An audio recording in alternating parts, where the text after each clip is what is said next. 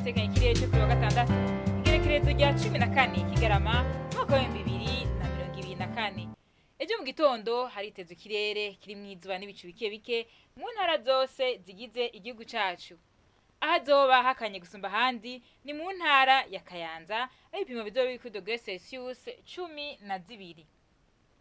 Ku Muhingamo naho hitezwe ikirere kirimwo ibicu vyinshi mu ntara za Karusi, Cankuzo, Muyinga, Ngozi na Kirundo. Mu ntara zose zisigaye zikaba zitezwemwo imvura mu ntara za Ruyigi, Rutana, Makamba, Rumonge, Bujumbura, Bubanza na Cibitoke.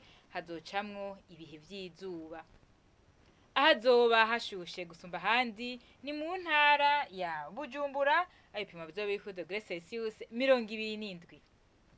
Ejo mu gitondo hitezwe yuko izuba rizoseruka igihe cy'isaha 11 zirenga iminota 48 rirenge igihe cy'isaha 12 zirenga iminota 7 z'umugoroba. Aha rero ni hagarukiye ano makuru ategekanya ikirere mwategura ikigo ca Ijebu kijejwe ivy'ibirere. Mwakoze cyane kuyakurikirana. Alice Ningabira je nariko ndabashikiriza naho buta